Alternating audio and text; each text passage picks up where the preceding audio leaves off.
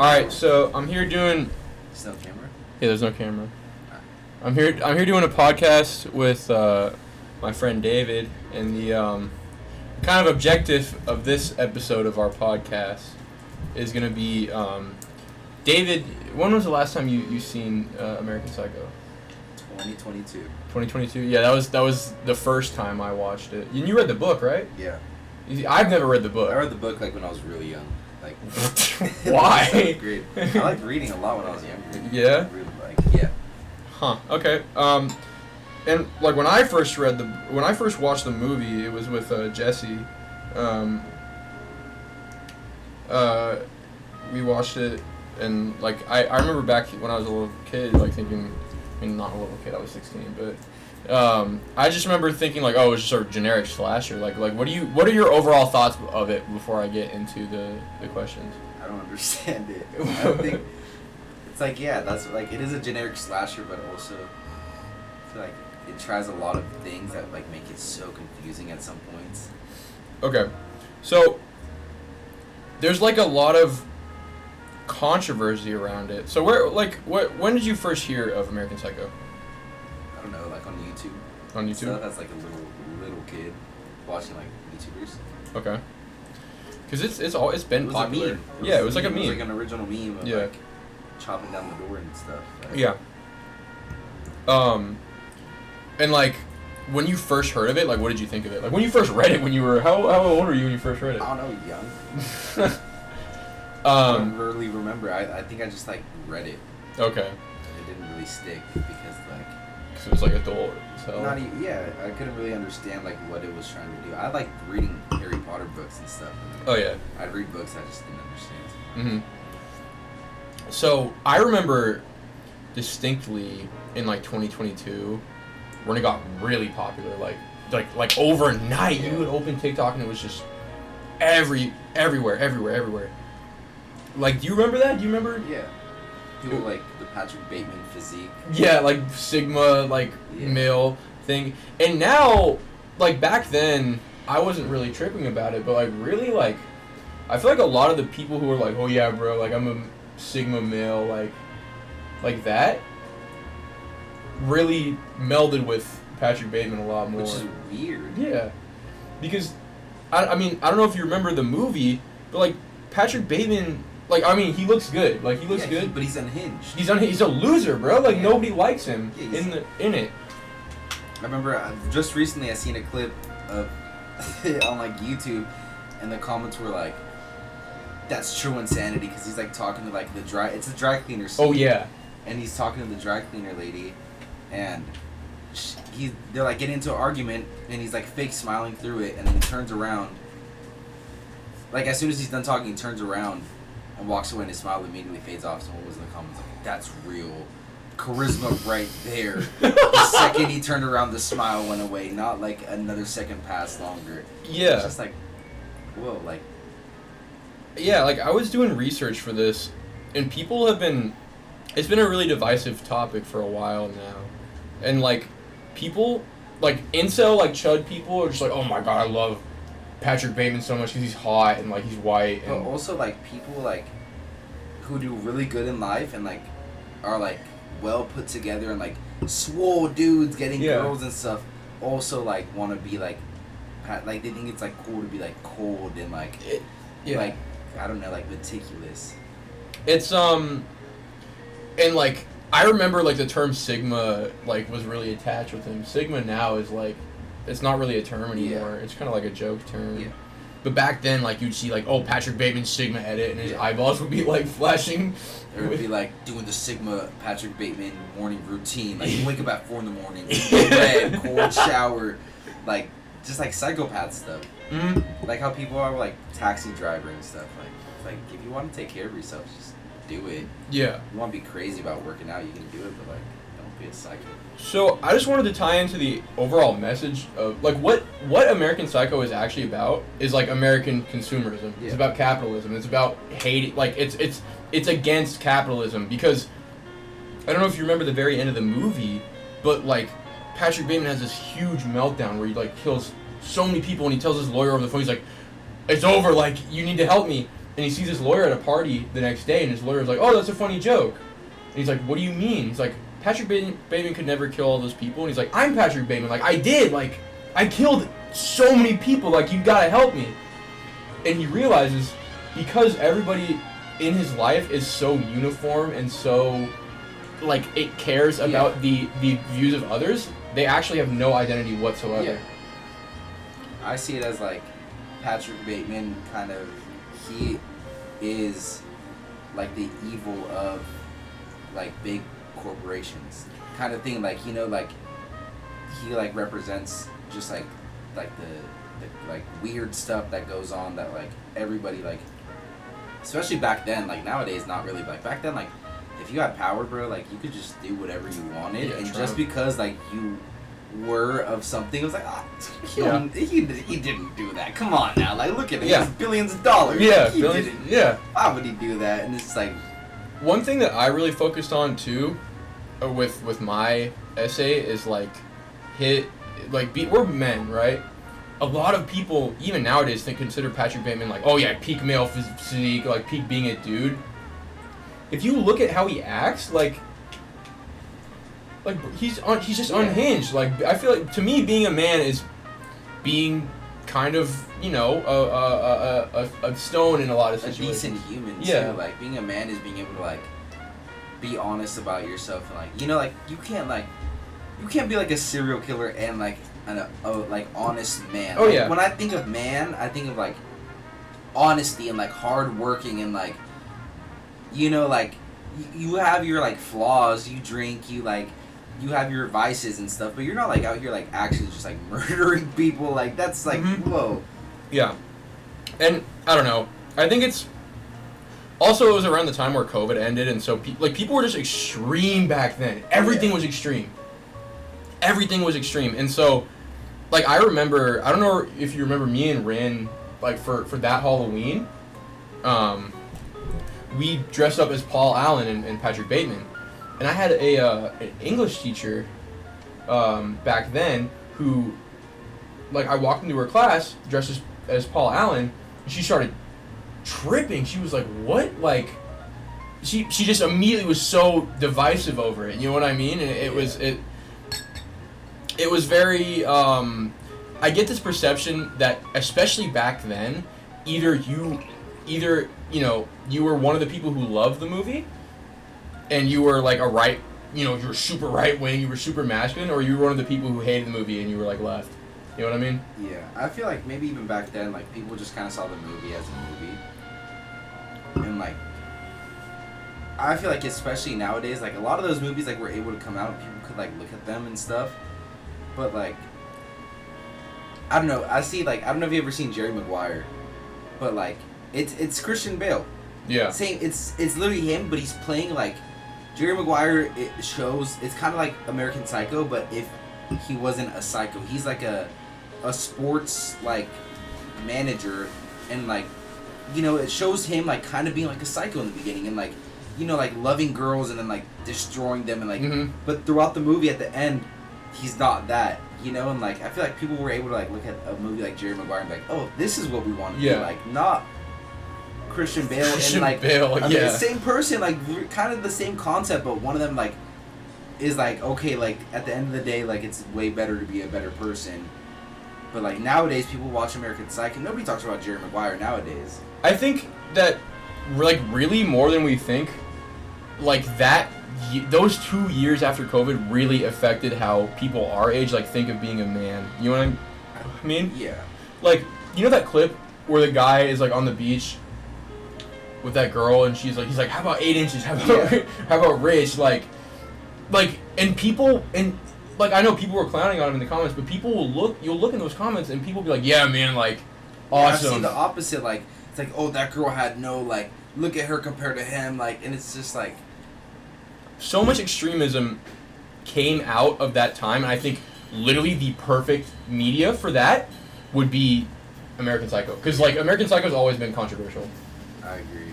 I was looking at, like, news articles from the time of people hating on it and people loving it. Yeah. But also, like, I feel like nowadays people, after COVID, like you said, when you were stuck at home and everybody was stuck with themselves, like I feel like everybody kind of let go of life and like just became super like statistical. Yeah. You know, like they're gonna look at Patrick Bateman and be like, okay, he's rich. He gets whatever he wants. He's able to like do anything. He like looks good, like that's what it is. And it's like, well, like not everything should be like just how it is at like face value. Like that's like the point of the movie is to like show like you shouldn't take everything at face value. That's so interesting because I just watched this movie for this project, right? And I watched it now. I mean, I watch it all the time, but like I now understand. Okay, this movie is about hating literally everything that is in this movie. Yeah. And bro, you haven't watched it in I don't know how many years, and you just picked up the same thing. Like, it when I was researching this project, it made me feel like, damn, was I the only person who like really kind of understood this? There's just people like nowadays like they're warped, and it's like in a sense, yeah, it's like cool, but it's also like it's like idolizing like Batman or something. Like yeah, like obviously it would be super like cool to be Batman, but like you know like you could also like be like a better Batman and like not just like go around like brutal. Like there's like you know what I mean? Mm-hmm. Like it's just weird that people like don't do that to like fictional characters, but someone like Patrick Bateman or like Dexter Morgan like that super like being like cool, calm, and collected and like being like so well put together that like nobody like how like they idolize just being able to like not be yourself. Yeah, that's exactly what the character's about. And I was talking about in my essay how like Gen Z, I think especially during 2022, like we love to romanticize everything, but also like everybody gets hate for romanticizing stuff. You know what I mean? Yeah. Especially back then because nobody was out. Nobody was out back then. I mean, and if you were out, you just started going back out. Yeah. And so people would be like, "Oh my God, Patrick Bateman's so hot! Like I want to be Patrick Bateman." Yeah, it was just easier to romanticize things because there was like it was such like a bleak period. Cause like, you know, people had been going out. I was going out in between 2019 and COVID when it started in 2022. I was going out with my friends, but everything was different, and I saw myself like romanticizing like the most like asinine things that I used to do, like, oh, like, I really miss, like, being able to, like, walk into a restaurant, there being, like, a bunch of people in there, you know, and it's, like, if I'm going to romanticize that, people, like, are for sure going to, like, be able to, like, people who aren't going out and who are just, like, stuck at home, they're like, oh, like, look at this time, like, all these people were together, like, this is how life used to be, and it's like, well, no, it's a movie, like, they're, like, people back then were not, like, cold, like, serial killers, like, it was just, like, a trope in movies back then, and but people like kind of forgot that and like they lived through it kind of, you know? Yeah, and I kind of want to talk about the consumerism part of this movie too. Like I mean, I know we just did that interview for my other project. You like are so not really consumerist. Like if you buy something, you're like, oh, this is like a thing that I use now. You know what I mean? I don't buy much. And so I just wanted to see, because a big criticism of the movie and of the book was consumerism, especially in the 80s. Like everybody needed to have nice suits and stuff like that. What do you think about that? What do you think about consumerism in the 80s, consumerism in the movie? What are your thoughts? I feel like it was so different back then because it was quality and it wasn't like absurd. Like, you know, like nowadays, like people are like, oh, want the super expensive like $1,500 like Gucci like belt. Mm-hmm. And it's like, okay, yeah, it's a good belt, but it's not like go back in the 80s and getting a full Gucci suit wasn't even like spending $1,500 on a belt in the 80s was like an absurd like your belt had to have been made out of diamonds and like gold and that's funny too because it effectively is kind of like making fun of like, bro, it's like not even that expensive, like it's not even that out of this world. I remember I was talking to my mom about this because so many people back in the 80s had like they were poor and now they have money. Yeah. And so of course they're just be like, all right, I'm rich. Like I drink champagne every day. Yeah. And like my mom describes like growing up, because she grew up in Orange County, and this is a city that in the 80s went from being, okay, like this is a nice like 1940s town to this is like a big city now. And she describes growing up and just meeting so many people, just like the people in American Psycho. Yeah. Do you, like, we probably know some people in our grade who were kind of like that, and I bet it was from American Psycho. Like, can you name any people who were kind of like Patrick, like just the people in the movie, like, oh, it's just about being like Sigma. Remember that kid in our econ class, the Russian kid? Oh yeah, the one who like got mad if you said Porsche instead of Porsche. Yes, we were like 17 years old, and he was like, I just got the Porsche 911, and I was like, oh, you got a Porsche? He's like, don't call it that. It's Porsche, and I'm like, I don't care, like you. And remember, it didn't even run. Yeah, it didn't even run, and he had to fix it. He got like a Porsche for like a $2,000 and fix it to where it would run, and like that was his like. He would not shut up about that. Like, and he was like this, like he was like super like we were 17 and he was like telling us how we're wasting our time, having fun and playing music. We should be like investing in the stock market and being like gurus and working out every day and like we're old and we can't be like messing around. We're about to graduate high school and it's like, I mean I'm not gonna. He's like traveling to Dubai nowadays and doing stuff. It worked out for him, but like. I don't want that. Yeah, like, I don't want like me and you were about to go on tour in like a week, bro. Yeah, like that's what he gets to go travel to Dubai and like trade stocks and like belligerently spend money. But like, you know, I feel like it's like more like going back to the man thing. It's like it's more like enjoyable. It's like barely scraped through. Like you know, like we're barely gonna be scraping through like Oregon and Seattle and like. But it's gonna feel so much better because if we just had all the money in the world, then it'd just be like, okay, like. And the thing is, like, I was saying this all the time. Who else can say, oh yeah, when I was in my 20s, I went on tour with my best friends, or the all my entire best West friends, Coast. all from high school. Yeah, all from high school. Like, literally, like the kids I used to have classes with in high school. Yeah. That we used to just be like the most like random people in your class, like didn't pay attention, like whatever, like we were just doing our own thing, and now like. But can you imagine a time where everybody in your class was like him? Like everybody, I forget the name. It was like preemie or preppy or something, or yuppie. Yeah. Young up, something like that. Where like that's just. It's speaking of a time that me and you don't know because we weren't there, but like so many people were like Patrick Bateman back then. But also, I don't think so, bro. I think that's like I feel like, let's say we were in the 1980s and we were in our high school and we're like, oh, we're gonna go on tour. Like that would have been like like we would have like been the talk of the town. Yeah. Like you know, like oh, these cats, they're going. Yeah. They're going all the way to Washington or like you know nowadays people like don't even like. It feels like to me like sometimes I think of it so special. I'm like I can't believe like we're doing this, but to everyone else like I was like, oh, am I even really doing anything? Like back then like. Yeah. Playing a concert, like doing that stuff, like I feel like Patrick Bateman like embodies an idea and not like a reality of how people work. Exactly. Like people, Patrick Bateman as a character is just romanticization. Like his entire character is like I need to fit in. Like I need to fit in so bad, and at the end of the movie, he ends up not fitting. Like he ends up fitting in so much that he just doesn't. He's not a person. It's like American Psycho, like that. It's in the name. He's like an American Psycho. Yeah, it's. But also like, you take out the murder, and it's just kind of like how like people like of that status and of like that importance are like. They're all psychos that they're not themselves and they can't fully care about anything or anybody other than their money. Not even themselves or their family or. It's literally just their financial status. Yeah. So when you think of Patrick Bateman now, like you as a 21-year-old, what do you see now as opposed to when you first saw the movie? You know, I think he's a baller. Yeah.